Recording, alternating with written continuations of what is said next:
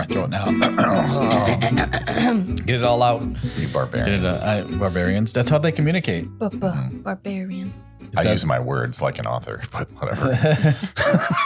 No, you don't use your words. You use your scribblings on paper to get your point across. I use my block. This resembles my books more than you know. It does. It does. Just a bunch of series of words with commas. And oh, there's people here. Hi. Hello. We're just talking.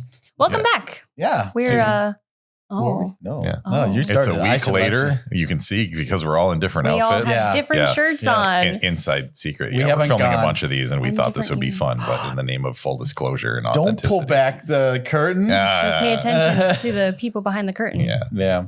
No. But we are Bars and Balladeers podcast. Yes. So we are back again here to talk about this week tropes. Tropes. And tropes. Yeah. I'm sure we'll have lots of episodes that deal with tropes, Mhm. but Yeah, we because just there's want a lot of them. to kind of do the 10,000 foot view here and we'll Mhm. throw Sure. a few like unpopular opinions into the mix. Ooh, controversial even. Yeah, we'll just like, what is a trope? And some favorites too. Obviously, I bet we'll go on tangents about ones that we really like and maybe even ones that we dislike a lot too. Mhm. And those ones we'll make fun of a lot. I might do both and say, I hate that this trope is a thing, but I enjoy it. Ooh. I hate tropes too, just in general. There should be no tropes. There should just be like sentences of dialogue and never ending run on sentences. Yeah. Just So like our script. podcast. It's like our podcast. Yeah. This is a trope. Podcast is a trope. I mean, it has Honestly, become a trope. it No has. joke. Yeah. Yeah. But So- we're doing it because we're cool people and Yeah. we like hanging out and And- you don't have to watch if you don't want to. Yeah. It's And true. we're original. This is an original podcast. Yeah. Is it? Sure. No one's ever done this. I mean, we didn't go A through podcast like ever. looking through 6 or 7 different names to try to figure out a podcast and they've all been taken. Yeah. Mhm. No, Yeah. God, the naming is It's rough. hard. Someone can have a podcast for like a month, give up on it, and that name is taken forever. Right. Forever. Forever. That's so unfair. Yeah. Mhm. Bring the fairness, people. Although All gray. there was a Bards and Balladeer like music group, what we found out. hmm Yeah. For copyright, should we mention that? No. Well, it's fine. This is not their It's not podcast, their That's true. podcast. and ours is Not a- specifically the podcast. Not The affiliated at podcast. all. It's the Bards and Balladeers, not just Bards and Balladeers. So Yeah. Oh, capital T. capital, not the lowercase. Yeah. Oh man, So anyway, we're back. we're back. Here. And for this week's Out in the World, a little segment of just things that are happening in our day to day throughout the weeks. Real or world of our- inspiration. Yes, he Yeah. phrases it much better. This week, I was thinking about how humans are kind of fascinated with that call and response when it comes to like, not even just like story, but just music in general, sounds. Kind of like the example is, well, one, it's a game that Marco Polo, like Marco. Polo. Thank you. I play that with my car in parking lots. Yeah. But right. And so it's a part of like seeking and navigating. But I also think that with having to do with tropes, that it's one of the reasons why I think some people might like fan fiction and explain. having to do with that. Just that it's like art begs for a response. It wants some kind of reaction. Most of the time. Sometimes art, it just is, and you want to appreciate it for what it is. But that's one of the reasons why I think it does. But yeah, what are your And, thoughts? well, first, I know we have some listeners that don't know what fan fiction is. Oh, yeah. So I'm going to explain that real quick. Basically, any fiction you write that's in someone else's world. So if I were to write a Harry Potter story, it would be fan fiction because it'd be from a fan's perspective, writing in a world that I didn't create, I don't own, whatever. So that's what fan fiction is. Mhm. But Does it Thank have you. to be so? Because the counter to that is, what's the one with Dakota? What's her face? They did 50 Shades of Grey. Is a Mm. fan fiction of Twilight, just without Yes. the vampires and the werewolves. that doesn't sound like Twilight. I don't know. Is it? Well, so the question is that an inspiration or is that a fan fiction? But Well, because I think what he's I mean, saying is call and that, response. so the author genuinely stated, I believe, internet, please correct us, that don't correct it us. is an actual like heavily inspired by Twilight, like was a fan fiction of that Mhm. story. Yeah. So he's not just like Right. saying that it is. Yeah, We right. believe the author actually. So things like did. the Dragonlance books would be, fan fiction also because they're written in an existing world. But yeah, it's just for people who don't know what fanfic is. There's a lot of debate about where those boundaries are. But if you don't know what it is, now you do. You do. But yeah, so the call and response. You mean like so if someone writes this whole story in this world. Sorry, I'm just tapping the table there. If someone writes this world, someone wants to write fanfic as sort of a response to it. Yeah, like I think so. Here's my take. I want to put it out there. Yeah. I think we talked about that a little bit last week. Quotes with Firefly, where it's just like, hey, I want to fill in some extra stuff here. Right. Yeah, I think there's something to that. I think. Like I have a trope for today that I want to get into about that. But yeah, that's sort of like, I want the characters to do this. I don't like that they did that. Or wouldn't it be cool if the characters did it? Like, I'm happy with the story, but I want to explore this other thing. It is kind of a response, I think. Right. Sure. It's not just a creative exercise. It is, I think it's almost by definition, not always, but I think it usually is a kind of response like that. And not conscious, maybe. Maybe people don't think about that when they go to do it. Anyone who's heard of a character that's a Mary Sue, which just means a character that's like hyper competent at everything, like too good at everything. That started, from what I understand, as a fanfic, a Star Trek fanfic, where someone wrote a character, someone wrote a female character on the Enterprise who was better at Kirk than everything that Kirk was good at, and better at Spock than everything Spock was good at. Right. Just, and her name, the character's name was Mary Sue. Did not know that's where it came from. That's clearly a response. Yeah. Sure. Yeah, absolutely. Yeah. So interesting. Yeah, I think that there's a lot of merit to that take. What made you think of that, or like out in the world? I was listening to something. What was it? Something on Instagram, of course. But it was actually the Marco Polo example was where it happened. It was like on Easter or something. We were with your family, and somebody just offhand said Marco, and then 4 other people not practiced at all said Polo. Yeah, right. And it really got me to think about, why do we want to respond? Why we always talk about we're parrots. Right. We just enjoy repeating a sound that has been delivered to us, and we have a lot of fun with it. Yeah. You're making me think of 2 different things. One is a meme that I've seen out there where it's like Allied soldiers in World War II, scanning the bushes and looking for the enemy, and one of them, and they're in Germany, and one of them just goes, du hast, or it just goes do, and then from the bushes comes du hast, and then they just start shooting at the bushes. It's like they just have to respond with the next thing. Yeah. Necessary. But also, I don't know if you get video game ads on your phones. Yes, unfortunately. And those games where it's like a walkthrough of someone playing the game really badly. Right. And you're like, I want to get this game just to do it right. Yes. That's like a call and response thing too. Yeah. Sales tactic. Oh, yeah. I hate those so much. But it's interesting. It uses the same exact psychology. Right. It does. Not that writers are trying to get you to do that. Well, maybe the occasional one, but I think a lot of it is it's community.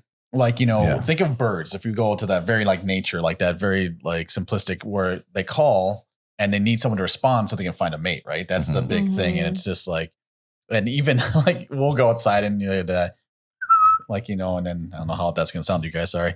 And then you'll just do it. And sometimes the bird will I don't know if they just do it naturally because they're just still trying to call somebody. It's like, whatever, you pose or shut the hell up. Yeah. I always think it'd be funny if, to write a comic of where cats are just check it out. I'm going to troll this human right now. And the human goes, There's actually one like that where it's oh, hello, kitty, meow, meow, meow. And then the cat's like, what'd you say? It's like, hey, he doesn't know what he's saying. Just stop. The other Hold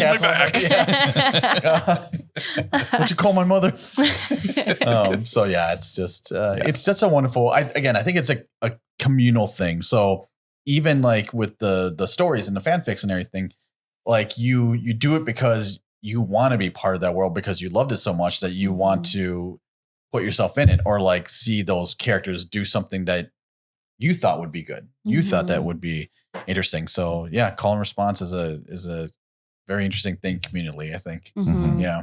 Yeah. Mhm. I'm curious, like where you see that with different tropes. Like we may as well just, get into that. Yeah, We're talking Like, about tropes. jump we're right in. talking about tropes. And like, is that by itself a trope?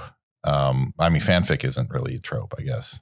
Fanfic thrives on tropes, though. Yeah. It does. So I hear. Yeah. Like slash fic, Oh, sure. Yeah. Yeah. like yeah. for those who don't know what that is, Slashes. That's where they hooking up kill two everybody. characters in your fanfic or Yeah. that are not hooked up in So the it's- original. Person / person, Right. I think also not to copy that panel you guys did too much, but I think somebody on that panel mentioned that like coffee shop, like AU or alternate universe for your characters is also very Oh. common too, because it's very comforting. Mhm. It's how would your characters behave in sort of a coffee shop setting Right, yeah. instead of, Mhm. I can't think of anything else. Middle Earth. Yeah. Just coffee yeah. shop over here, Middle Right. Earth over there. Like Yeah. Samwise would be a freaking awesome barista. Like Or manager, maybe. I don't know if he'd be a manager. He No. would just love. It's too much of a follower. Oh, fair enough. By the end, he could become the manager after the Yeah, quest. right. Yes, yes, you know. yes. And Pippin and Mary would be eating all the food, and so they would sell out of like all the like coffee cake and Yeah. scones. You're They would thinking of be the movies, man. customers. Yeah. They're not that dumb in the books. Oh, they're not? No. No. Okay. No, because they're is Frodo the youngest or is Pippin. Pippin's yeah. the youngest. By what is he, like 80 or something? Well, I think he's like 31 or 33. Yeah. that's a wee babe. Yeah, he is. Still in his In Hobbit tweens. years, yeah. his 30s. I think Frodo's the eldest. He's Is 50. he really? What was he? Oh, Yeah, dang. He's 50 Okay. in that. Mm. Yeah, Doesn't look a day past, 33. doesn't look up day past Elijah Wood. Oh, I love Elijah Wood. Yeah, he's eternally youthful. We love him. We're all jealous of him secretly, you know. Mhm. Yeah. I'm good. But yeah, yeah. And as we all just age and become I'm jealous of his bank account. Well, Mm. Yeah. he's fine. He's Yeah. And how many times he's been to New Zealand? at least 3. At least, yeah. Well, I think they were there the entire time. I want to say they filmed them all in Yeah, I succession. think so they did. Oh, that's maybe right, just one yeah. time to New Zealand. But so okay. We're way off. Yeah. Yeah. Anyway. Tropes. Tropes. What yeah. were we talking We about? were Yeah. just, I think, listing different tropes. Tropes. I mean, we can start off with the We were talking about slash fic. slash. fic. Yeah. Was that a trope? Did we agree that was a trope? Different I- types of fan fiction. That's what we were saying. Uh, I think it's a Um, trope in fanfic. yeah. It's a structural Sure. trope. So Sure, there's sure. structural tropes and story Mm. tropes. Like a structural trope might be you've always got to have a twist at the end. M. Night Shyamalan or however you Yeah. Not say his looking at name. anybody in Well, particular. Can we call those? Well, they are twists. They're just not good anymore. But No. Yeah. He had some good ones. But yeah, Six if he Sense. gets some really, beginning, right. anything that's structurally formulaic can be a trope. Sure. But then there's story tropes like the sleeping guard, which has always annoyed me. Yeah. I mentioned that on that panel of like, Yeah. there will never be sleeping guards in No. my stories because of Right. the one guy in an RPG I ran whose whole plan hinged on the guards falling asleep. It's I'm like, nope. that's a bad plan. They drank a Yeah. lot of coffee. They're not falling asleep. Yeah, like it's almost like they've ironed out this problem, Yeah. after apparently thousands of years of this being a trope. But we just watched Wolfwalkers. They had the sleeping guard trope. They did. Yeah. They Yeah. really Yeah. did. So it's just Man. like And once you call it out, you start Yep. seeing it everywhere. Yep. It's Oscar was right. true. he said right. it. He brought it into to Usually the is. universe. You know, it's Mhm. I've run into that. And I don't know my own power. Apparently, I said once that it's an '80s song because it just keeps repeating at the end. Oh, sure. After I said that, seriously, it stunned even me. Like yeah. every '80s song at karaoke or wherever, it just Right. repeats at the Don't end. you love fade outs?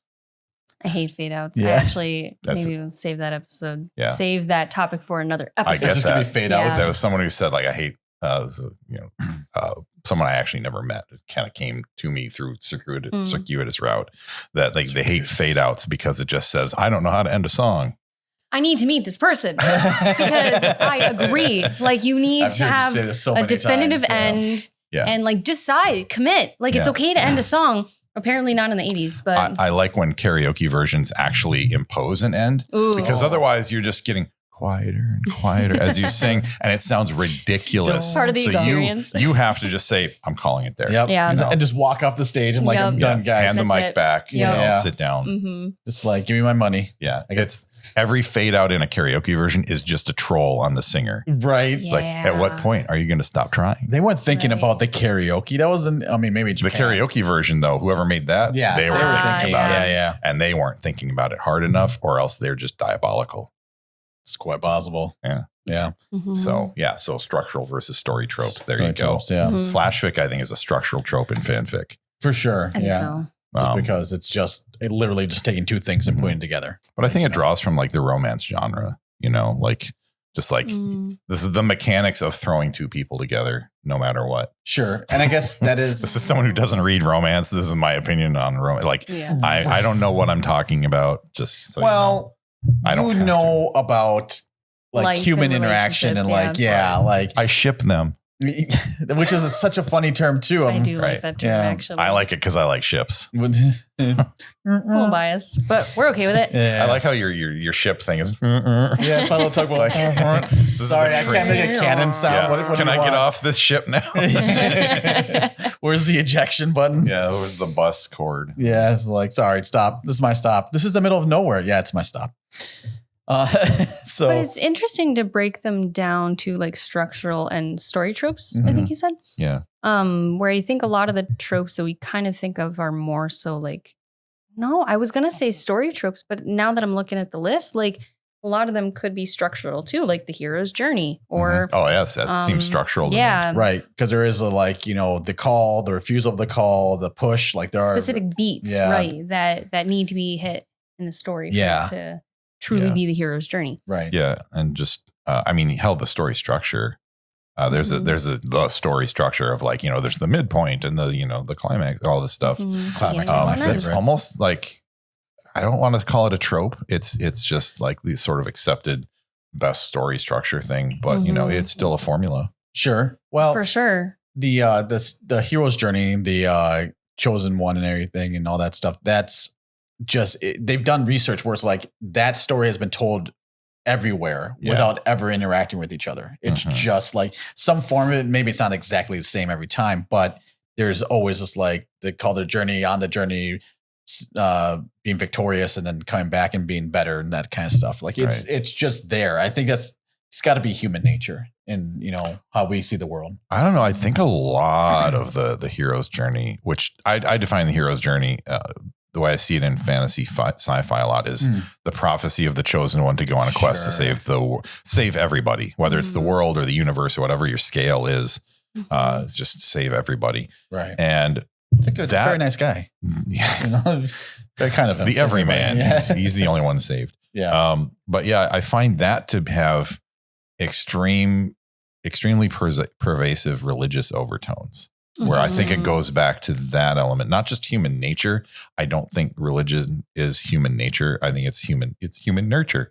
Sure. But yeah, the whole prophecy thing, I don't think that's human nature. But it's definitely ingrained in all of our cultures really strongly. Sure. Whether or not it starts with religion, I think it's ingrained to that degree. Same with the idea of a chosen one. Right. And I think some of these things do kind of roll back to human nature. Like if you want to go deep into like meditative stuff, it's like the ultimate Atman is the ultimate bro. Like the ultimate, being is also everything that is created. So it's like intuiting the ultimate thing and the ultimate everything. It's like you've got the chosen one and saving everything. I think the chosen one is representative though. I don't think, because we can talk about like how, it's like, religious things are like, all these things are unexplainable, are created by us because we need the explainable. We need to put our world into some kind of like structure in order to get either pass down knowledge or, morals or whatever. And I think it becomes so universal. And like you're saying that it's not natural, but it's natural in this respects that we will make up these things in order to put our lives in order. Like, to organize the madness of the unknown. Right. But then it's then it's a chicken egg thing. Like which came first, the chosen one or the religion? Well, if you go chicken egg, it's the egg came first, but it wasn't laid by a chicken. Okay. No, I'm serious. Like that's I know. Yeah, like I know the literal answer to that. Like I wasn't going there. Jackass. I think it's interesting that I've never heard the connection between the hero's journey also having to do with religion, which I do know that the hero's journey did like originate from, I don't want to get it wrong, but Internet, do your something thing. else. I don't want to say like Sanskrit. I hate that I don't actually know it, but it originated from, I think there's like a particular character, like Oh, sure. an ancient. Not like Gilgamesh or anything I like that, really, yeah. something like that. I feel bad that I don't know, but Like an ancient Hindu or Buddhist. yes, something, like yeah. a specific character that had to leave his home, go on a journey, came back and lived. Yeah, you actually see that with Buddha, with Jesus, Yes. with Yeah. all the yes. prophets. You know, that's Yeah. the Mhm. prophecy. Moses went off, came back, stone tablets, all Well, that stuff. Right. Some know, of that this- stuff was actually borrowed from other, cultures. Well, that's what- yeah, right, that's why they're all so Doesn't similar. happen. No, It's never. an original religion. It's almost like we're getting inspiration that comes there. from everywhere. Yeah, right. But yeah, it's funny that hero's journey also incorporates the chosen one. Mhm. Sometimes rags to riches, like Oh, sure. where on your journey, I mean, Bilbo is one of them. He comes back with a crap ton of gold and That sort of, and silver. yeah. That's important. Is that when he gets the? No, it's not the mithril shirt, is it? Yes. Or, yeah. Oh, Oh, he hey. gets- yes. I read it. But not that's rags to riches, because I guess he was kind of already rich before he left. Like, wasn't his? He was well off. Yeah. But it's sort of like, maybe not rags to riches, but Mhm. like, Humble jeans to riches. I mean, he had Sure, two. yeah. He had two circle doors in his house. Ooh. Mm. he had an egress. In case the fire started in that kitchen, He had a pantry. He's rich. Real quick, I know this is a pantry. My God. Fully stocked pantry, though. Yeah. It's a real sign of I'm gonna say wealth. one of the best Chosen One movies though is Kung Pao Enter the Fist. If you've never seen it, there's a Chosen One of my favorite. It's a horrible movie, but I love it. I love it too. Good, though. Because it makes fun of the tropes. Yeah, It makes yeah. fun of literally Yes, yes, yes. everything. It does really. Yeah. I mean, my favorite part of that movie is still him just getting caught in this tiny little net, or when he's sparring against all these people and they just beat his ass. yeah. It's like Just keep hitting beat me, down. even when I'm Yeah. down. Don't stop. And then Yeah. you're like, should we keep hitting him? and then the one guy just like winds up and does the big old like hit. Yeah, And then, yeah. yeah. So, but That anyways, was great. It's a back to beautiful Rex movie. versus- Yeah. No, I mean, really, any example is a good example. He's also been wanting to say that example for a long time. Yeah, I wrote that's like the one example yeah. I wrote in this like episode. It's like we're gonna talk about Kung Pao whether you like it or not. It's gonna be the thing. Somehow, some way. Is Annie a Rex or Riches? The Yeah. musical? Would that be one? I'm Actually, trying to yeah, think. It's she's- been she's- so long. She's since an I saw orphan. that. Yeah. I don't remember why she gets chosen. Because she was cute. Oh, Like I literally think that's the only reason why she was chosen. yeah. Wasn't there some? Oh God, it's been And she so could long. sing. I don't know. They all Wasn't there sing. some kind of like plot obstacle that she helped solve or something? This Oh my shows how God. long it's been since I've Yeah, seen and it. I don't remember. She told. We the, pulled out an example that none of us remember. Yeah. I'm pretty sure she told him how to like invest his stocks and make a larger percentage. That doesn't sound quite right.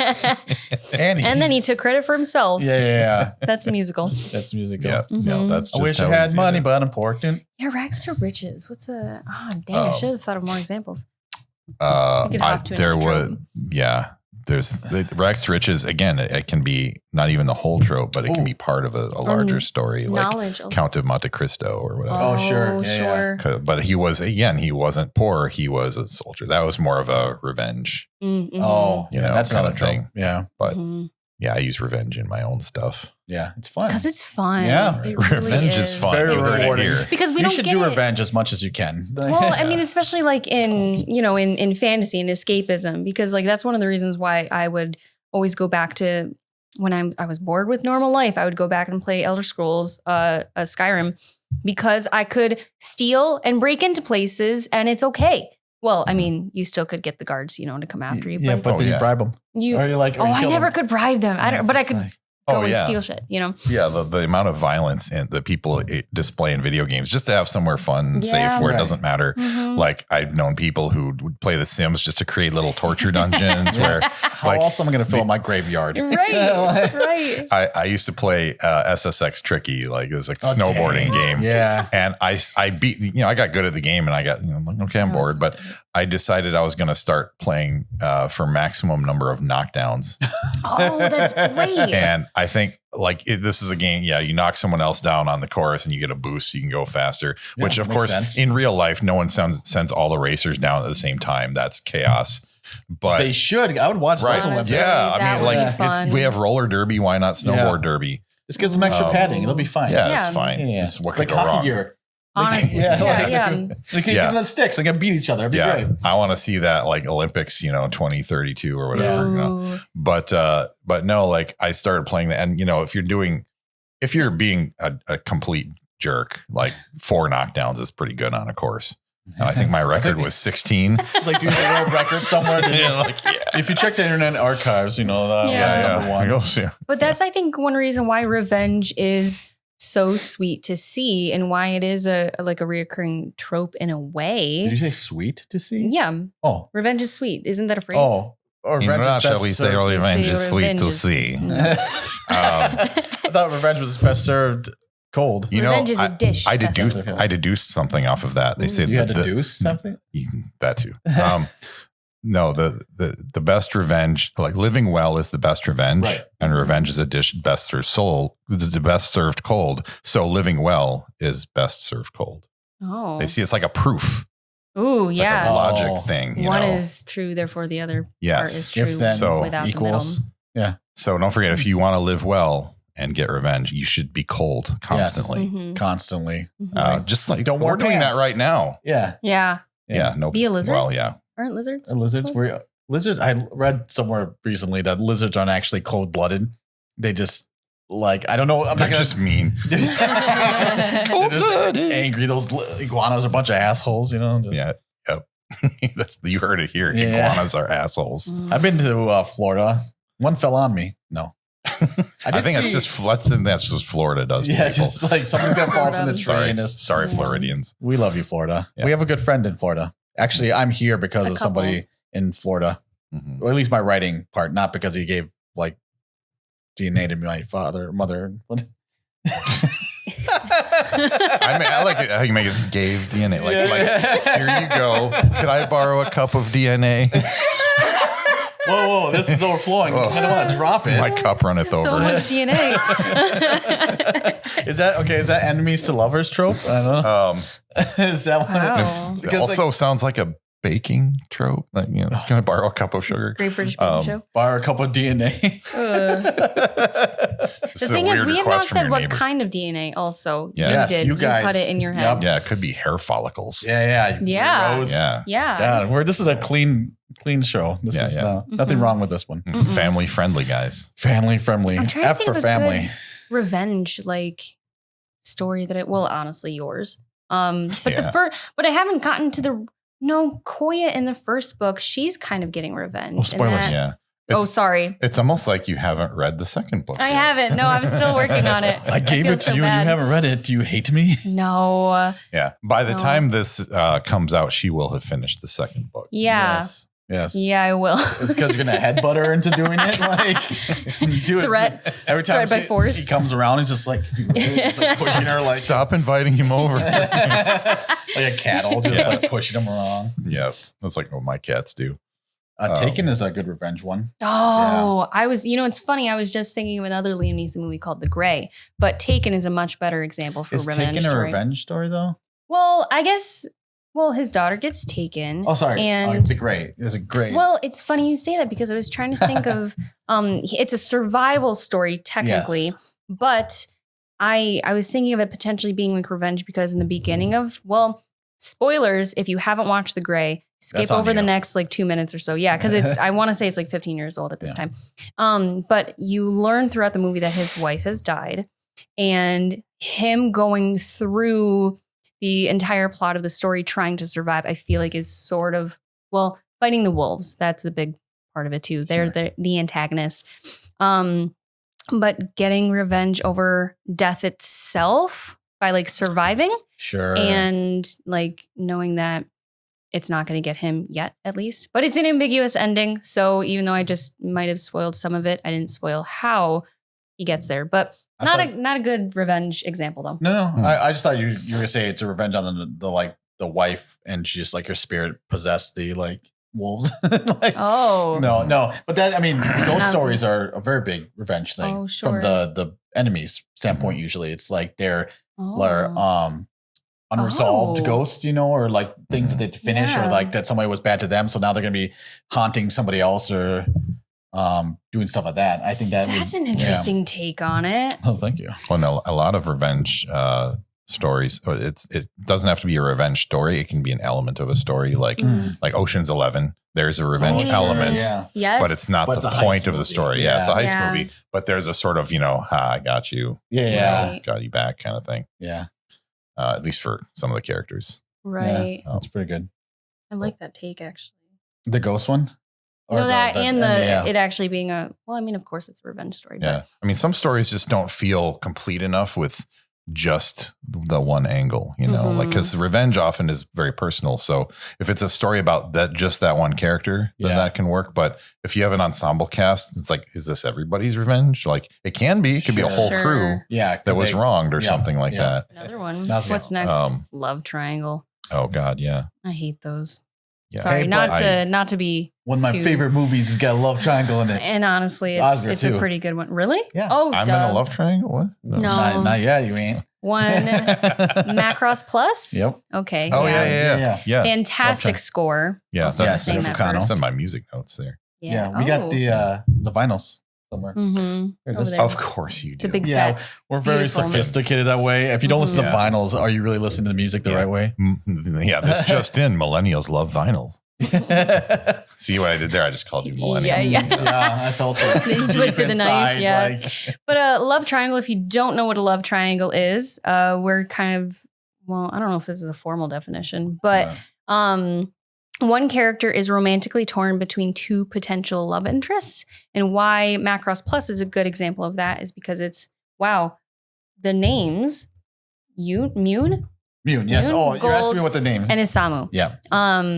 And it's honestly, it took me like 4 watches to truly see that it was an actual love triangle.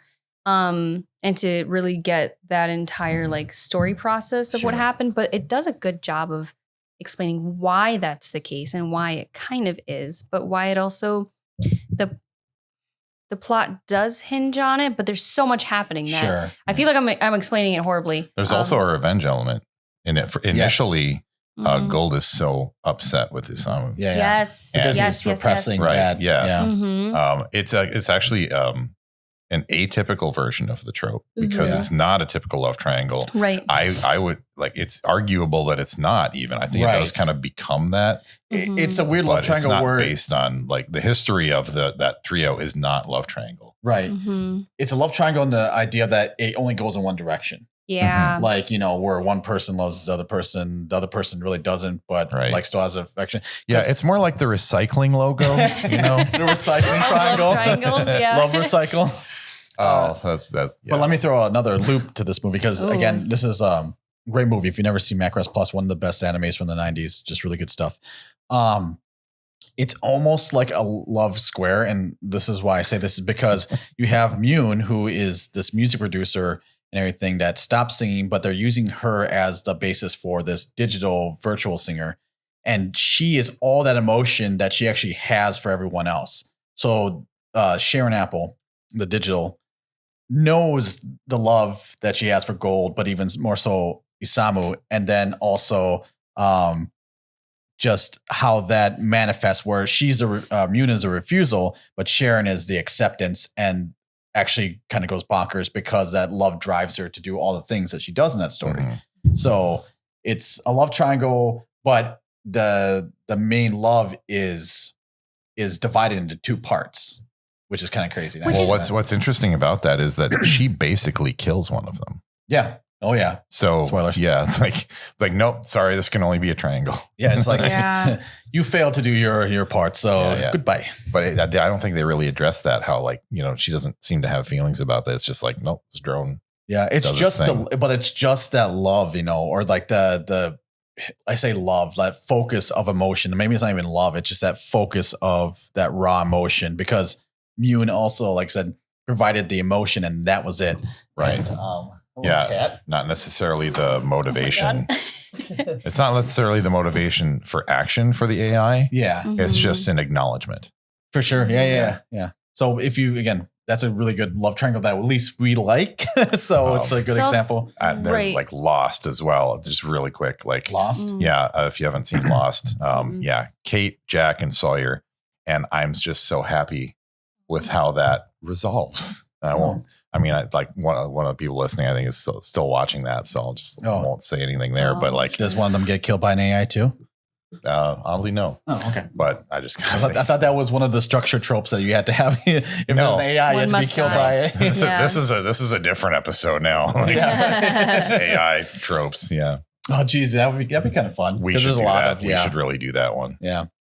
But going back to Lost, though, and maybe moving on to another trope is that found family one. A group of misfits or strangers form a deep familial bond, which I haven't watched Lost, but that's when it made me think of that because they're, in my head, they're all strangers that don't know each other. Since you've watched a show, you might actually. Well, and it doesn't even have to be that. There can be like pairings here and there. Sure. Yeah, it's basically people on a plane. So some of them know a couple, some are like know one or two people, others don't know anybody. Right.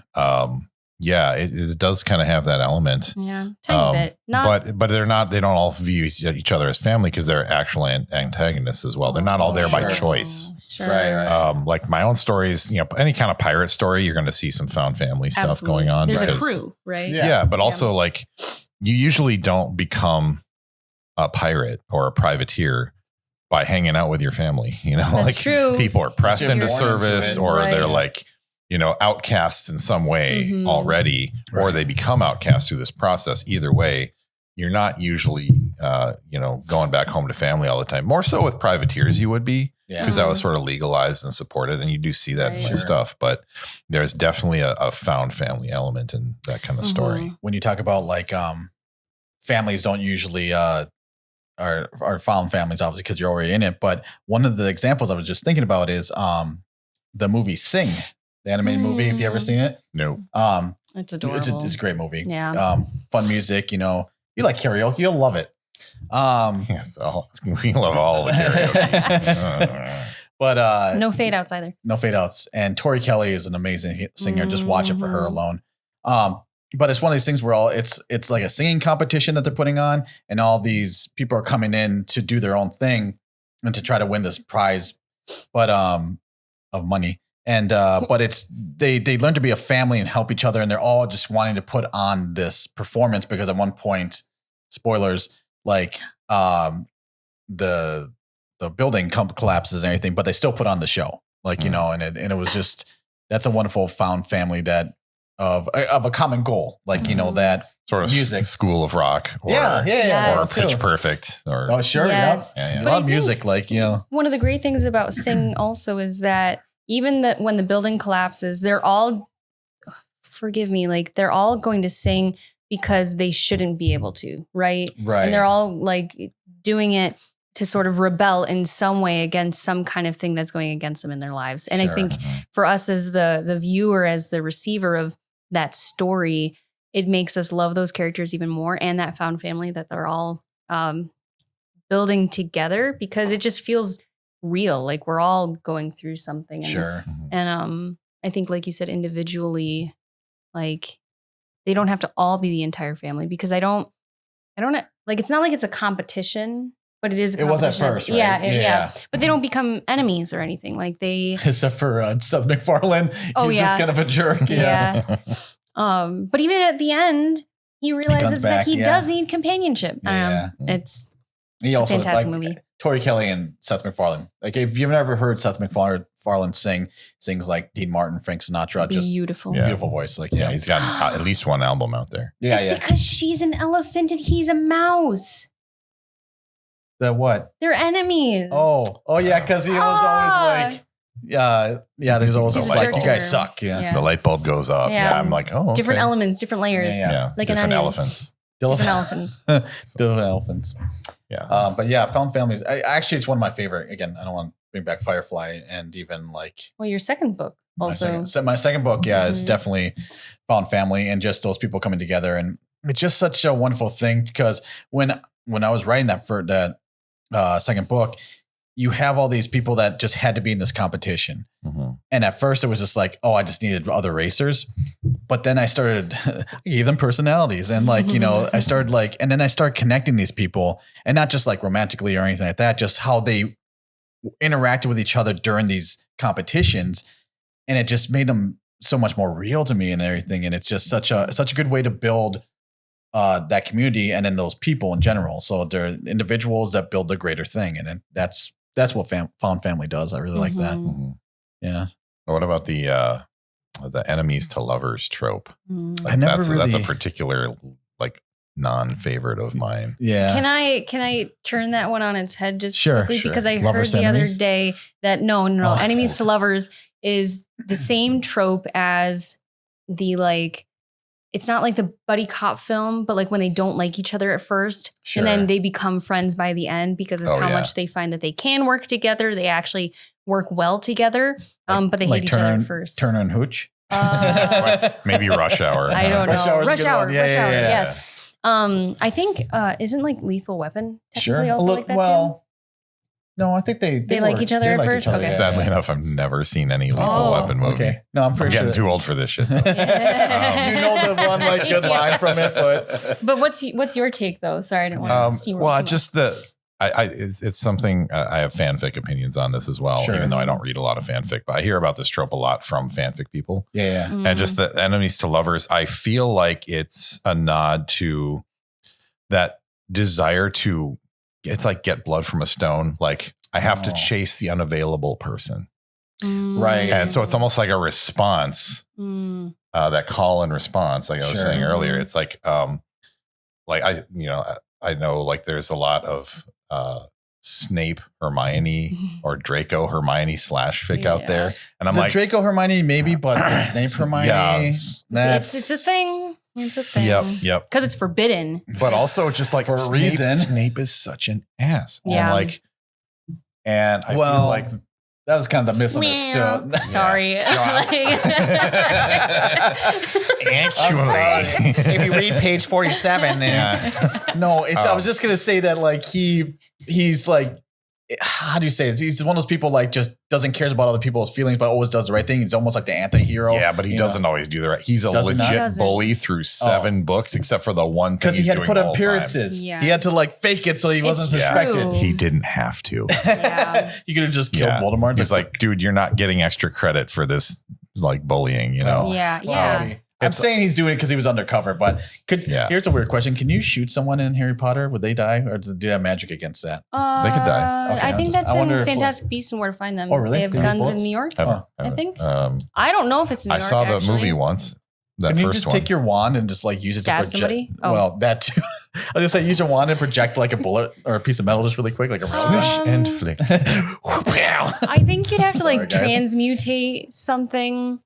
You don't have to make the bullet. You just have to make it like a real gun. Just shoot something Okay. So like- it can be, well, How would this actually work? if Is that a you trope? Wingardium Leviosa a bullet up into the air high enough at the highest. That sounds more like a amount. Levi Corpus to me. God.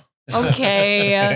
That's I when guess I that's like when you Harry Potter, guys. Lift the dead Yeah, no, body. I'm just. Yeah. It's fun to have the conversation, and it's fun to make fun of having the conversation. Obviously. And I'm Yeah. trying to do both at once, Yeah, and that You're doesn't singing work. Very good. When- No, you're doing good. Yeah. I appreciate. Yeah. I appreciate Fencer. your input. Thank you. Yeah. That's what Welcome they to say the in the podcast. South when they mean screw you. Yeah. Well, you sweet summer child. Yeah. I appreciate your input. No, that's more Yeah. corporate speak. That is corporate Bless speak. your It's heart. like Yeah. per my previous email. Mhm. Yeah. That's its own trope. Yeah. Right. But no, the enemies to lovers. I think there's a large element of chasing the emotionally unavailable, Yes. Yeah. or just chasing. Period. You know, like well, the fun is in the chase. Pining. Right. Right. Yeah, Yeah. it's longing. Is that what they It's say? like, Yeah. like people who chase that resting bitch face or whatever, you know, it's like People no one chase has that? resting bitch face more than Snape, right? Sure. Fair enough. Mhm. Because they want to like evoke some kind of emotion from them. Right. I feel like Yeah. It's like it's Or- a sense of power. If I can, yeah. and I see that a lot. This, avoidant attachment stuff. You know, like like I can evoke that attention. I can evoke that emotion from them, and then I feel like I'm worth something, and then I Right, feel right. like that gives me the sense of control. But when I don't want that, then I can just do whatever, and they're not going to chase me down. It gives me the space I want. Right. But yeah, that sort of thing of just always chasing the unavailable. And also, like, you are the victor if you can either A, get that person, or B, fix that person. Right. And a lot of it goes back to the childhood stuff of just trying to fix your childhood estrangement issues with your parents or whatever. So I think, but like, it's so tired for me as a trope that, enemies to lovers kind of thing. Yeah. Because I think it comes from stuff like that. And it's like, okay, you have these issues, and you couldn't fix them with your parents, and you can't fix them in your relationships. You can't fix them with your friends. So now you're going to try to fix it in your story. Yeah. Stop. Yeah. Get help. Well, like, I know that's harsh. Like, again, like I'm going full bore on this, but like that's kind of my reaction when I see it a lot. Sure. I don't mind the occasional one-off. Do you think they could do it well? Sure. I mean, do you think it like where, I don't want to say where it makes sense, but like where it's exactly how it has to make sense. Sure. Yeah. Otherwise it's ruining the suspended belief of the story, and then nothing else is believable or credible in that story. Right. Sure. Or it's like, no, he's not a psychopath. He's just misunderstood. Like, no, that one, sorry, no. Yeah.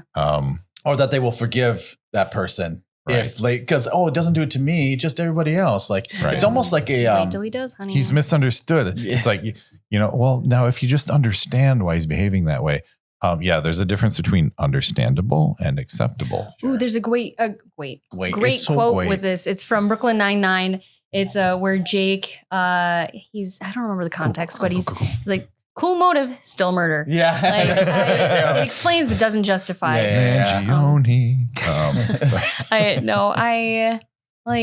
So it's a very interesting trope, I feel like, because it's just so, it evokes emotions in all of us that everybody kind of understands to a degree. Right. And I'm just tired of it. There's a sort of, it's a sort of a gross feeling to me. It's just like I don't. Not only do I not want to participate in that, I don't want to witness it. It's sort of like I hate watching people make messed up decisions. Yeah. Yes. Unless they learn from it.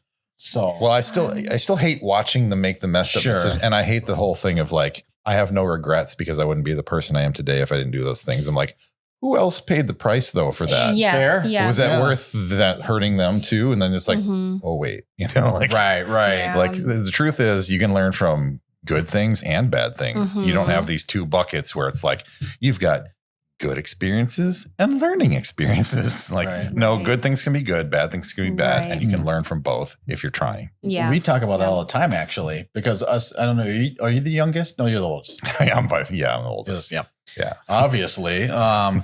I'm younger than her. Yes. Your brother, time is just. Me and my brother. Yeah. Yeah. He's older. Yeah. So we're all three of us are the youngest child. Yeah. When you said the youngest, I'm just like. Of all our family. Sorry. Hello. McFly. No, because the reason I was going to say is that we talk about this all the time. Where we're like, sorry, family, I'm going to call you out here for a second. Love you all. We love dearly. you very much. Family. But we watch other people make mistakes and we try not to make those same mistakes. Like, will we sometimes maybe? Yeah, sure. But we just know what not to do because everyone else has made those mistakes before us and everything. So I think my brother watches me make mistakes. It's like too many calculated risks. Yeah. That's too many risks. Well, some calculated, some not, but I'm more of a risk taker, I think. And that has its drawbacks. Because you're a bad boy and that's why girls like you. That's another trope, actually. The bad boy. On his taxes, he may forget to put a deduction on. He cuts the tag off his pillow. Oh my God. Send him to jail. Villain. Letterman did a whole thing on that. Did he?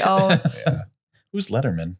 Just kidding. Oh my God, I'm so old. Learning from other people. How is that tying into? I forgot what we were talking about. Enemies to lovers. Oh, so why we don't like that trope maybe is because can it be done well, or can it be done well? It's just like I don't know. Because to have enemies to lovers, you have to start out with someplace bad, a conflict between two characters, and I think the three of us, we genuinely try to be accommodating, well-mannered, easygoing people. Obviously, we have our opinions, right? But enemies. Yes. Actually, authenticity often creates enemies to a degree. People that won't like you because you enjoy something and live that way genuinely.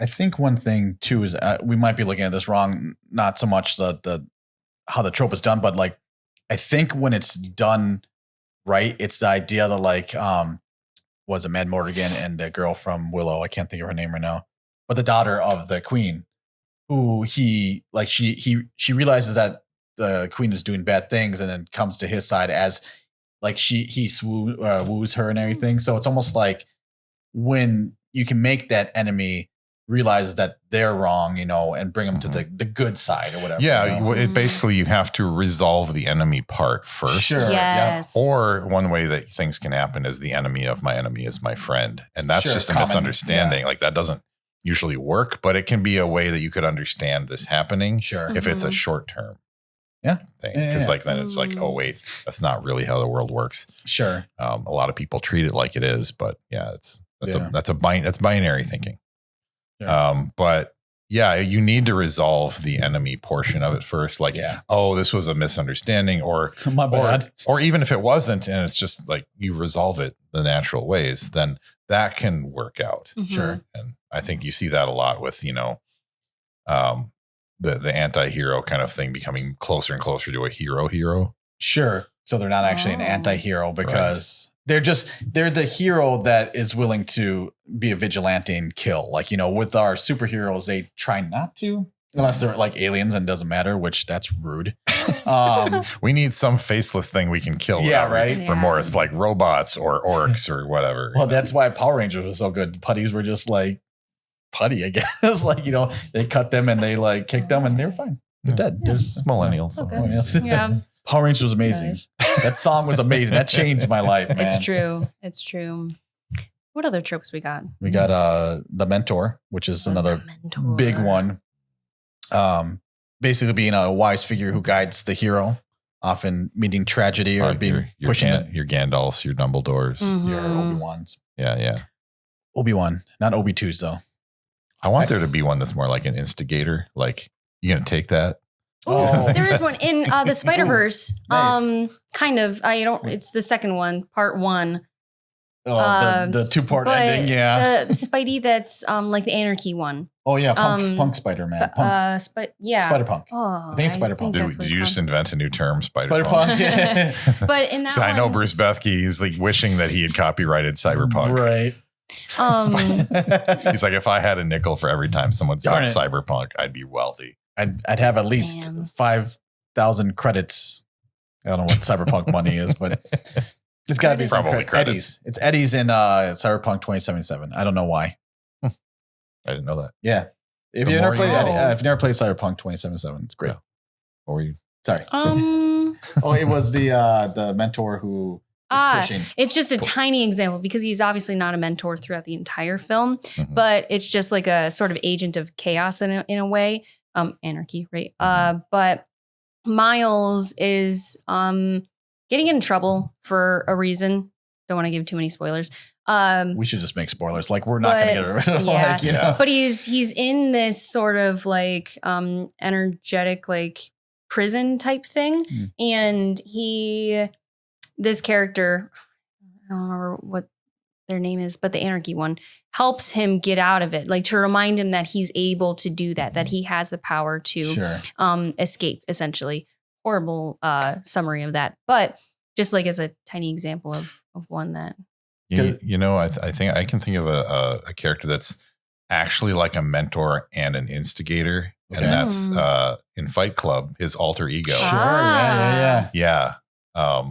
That's a good example. Because he's always like leading the way, like, you know, it's the kind of the way that he already kind of wants to go. Because again, it's his alter ego. It's the id. It's his mentor id. Like, we're basically doing the things he wants to do, but can't. But he is actually doing it. But like, you know, and it just encourages him to like take those risks and do those things, follow that impulse. And then it goes too far, and or not far enough.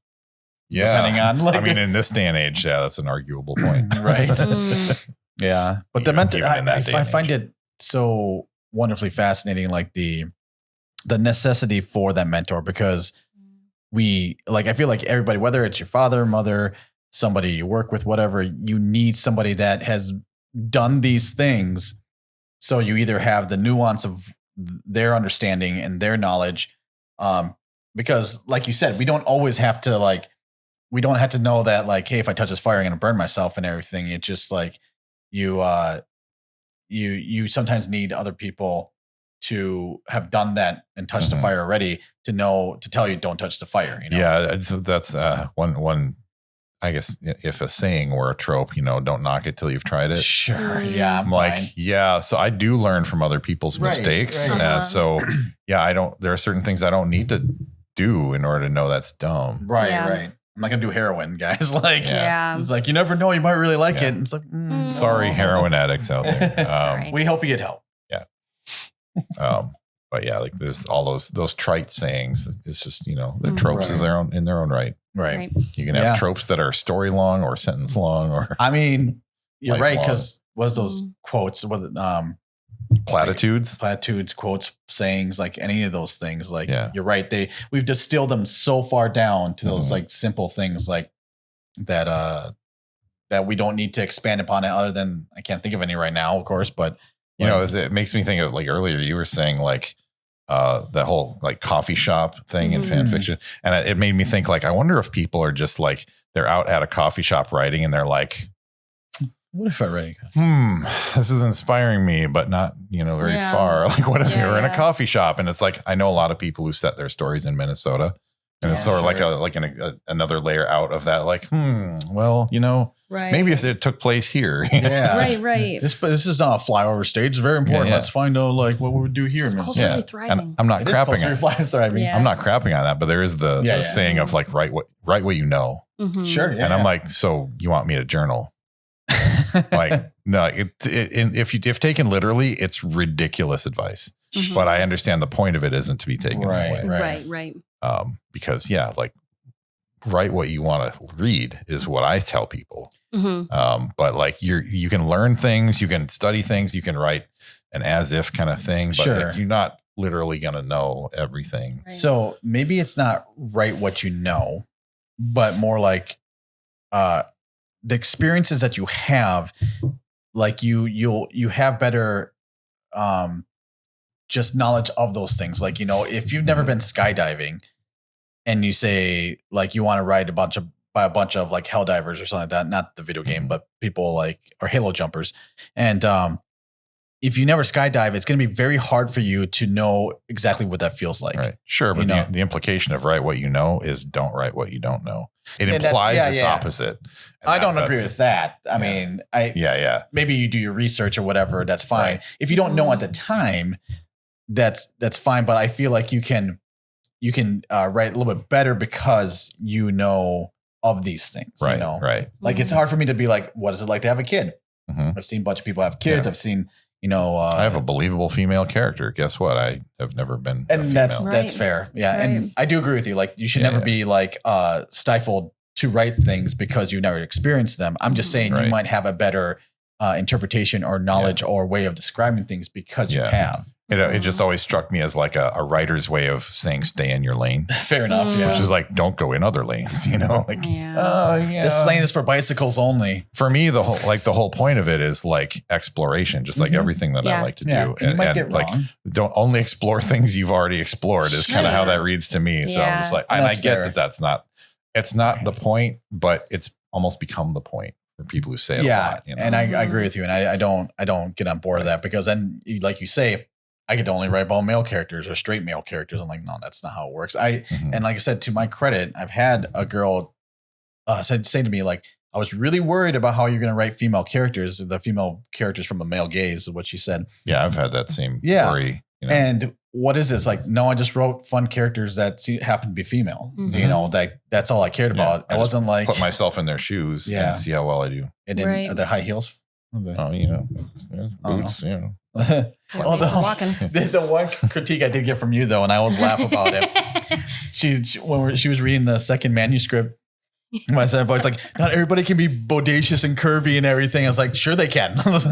Watch me. That's just their structure type. Yeah, it's a different species. Leave me alone. Yeah, I can do whatever I want. That's just how their scales form. Yeah. So, but we talked about a lot of tropes. And I know we're going to get through a lot more in the future.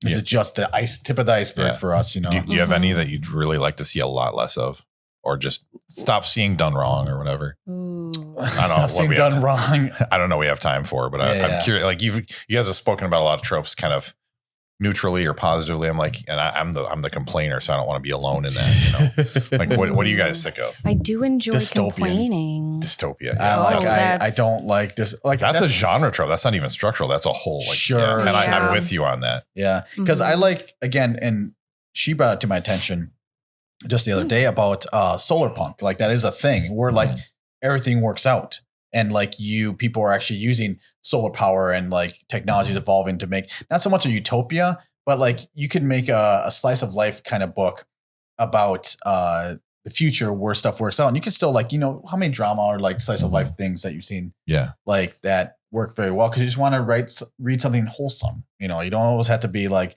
the world doesn't always have to be in danger to be a good story, right? Right. You know, there can be obstacles to resolve that aren't that dark. Right. You know? Like where your automatic driving car doesn't come right to your front door. It's like you have to walk down the driveway. But like The Martian is a very positive story. Yeah. Oh, I love that. It's got real obstacles and you know, real stakes. And a truly resilient character. Which astronauts generally are. They have to be, right? Because they're trained. Exploring the frontier. And maybe with that said, I'm sick of characters that aren't resilient, and maybe and I don't know how to phrase that. Maybe you guys can think of a different way to phrase fragile it. characters. Yeah. Because people say suffering's just part of life, and I've said this for decades now. Like, so is resilience. Sure. If suffering is there, resilience is also there, just as equally, and they both have a seat at the table. You won't sometimes you won't always start resilient though. And I think that's the thing that when people are reading these stories, they want to know how to get through circumstances. Now, if you have someone that's almost like the mentor though, if we're going to tie that back where like they are the mentor, they are the person with the knowledge because they have built the resilience and there's somebody to live by or like, you know. Well, I would almost disagree and say like resilience is actually innate, you know, like on a cellular level even. Yeah. You know, like that's true. It's in a functioning, you know, system or a functioning body, at least, it is the tendency, if all other things left alone, to heal. Right. And that's true. Like mentally, we have defenses and resilience. Physically, we have defenses and resilience. Even like structure, like physical, like without any biology, just rocks and stuff. Right. There are structural mechanics that, you know, build up and they build up and they tear down. Those both things are usually happening at once. But that's why they're both parts of reality. Right. And I don't disagree with that. Like, you know, like again, like rocks and everything, the way their structure is built, like they're built in a way that, you know, they don't break easy. They're hard in certain and crystalline angles. growth and all that. Yeah, that stuff. It's one of those things that's like where people have to build a resilience to things that they just don't know how to navigate. Like if you become a fighter or a boxer or anything, you need to know how to take a punch. It doesn't matter how, like some people are more resilient, sure. But unless you know like how to dodge or block or whatever, those things have to be learned, and a good teacher can help you learn those better. So sorry, not to interrupt. So then maybe it's the lack of mentor characters in stories. Not that that's a trope itself, but where everyone's self-taught or has to learn on their own or whatever. Just good at it right at the Mary Sue, unfortunately. And I think there is a lot of that, and I think it's driven by a hyper fixation on a kind of independence that's not really independence. It's actually anti-dependence or counter-dependence. It's often psychologically it's called those terms a lot of the time. And it's like glorifying not needing anybody, which usually comes from a tremendous amount of childhood damage. It's like, boss girl. It's like a lot of that comes from having been really traumatized. And it's empowering language that covers over a tremendous feeling of disempowerment. You're not actually empowering it. You're just covering it over. And I definitely I empathize with that to a degree, right? Everybody goes through a different amount of suffering, but it wasn't until I realized like that my hyper independence, or however you want to phrase that, was preventing other relationships from becoming stronger and deeper and from thriving. And so it wasn't until I started trying to build up that resilience instead of focusing on that suffering that I really thought, oh my gosh, I'm the happiest I've ever been. It's like clotting. Hemophiliacs can't stop bleeding, but Sure. people who have clotting issues get blood clots and die. Sure. It's like hyperclotting. Like the impulse to like close off is actually bad for your health. Yes. Mm-hmm.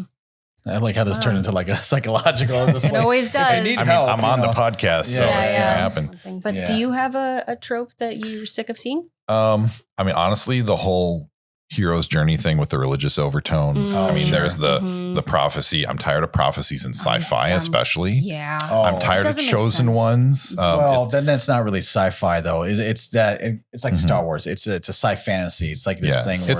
It's fantasy in space. Yeah. It's fantasy in an environment that we're supposed to call sci-fi. Because there's spaceships and laser guns. Right. But it's not really fantasy.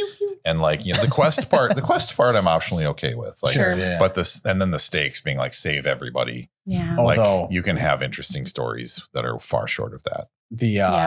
This recently, if you've watched Rebel Moon, is that Star Wars? It was going to be. He was going to write for Star Wars, and this is his rejected Star Wars script that he decided to make anyway. Rejected for so it's fanfic. No, I'm kidding.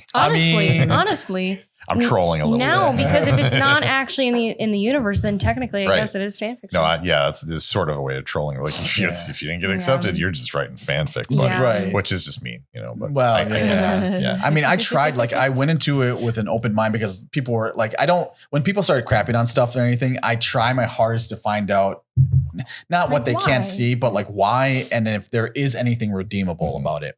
Now, visually, stunning movie. It was beautiful. Characters are wasted. Garrett Hedlund. The entire thing, and it just like there was way too many.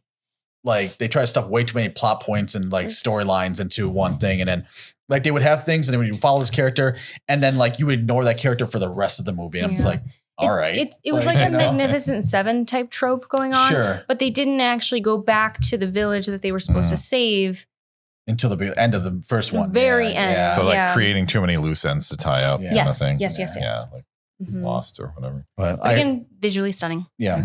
But I hope we're going to do more of this, and to the sake of time, we should probably end it with that. Absolutely. All right. Yeah. Check us out. We'll be back next week. Yes, we will. Wink. So we'll be at bardsandballadeerspodcast.com. Check us out on our YouTube page, which is also Bards and Balladeers. Subscribe there so you get the most up-to-date stuff. Yeah. Leave a comment. Check out our Facebook page. We'll link it down below. All the good stuff. So we appreciate you, and we'll see you guys next week. Bye.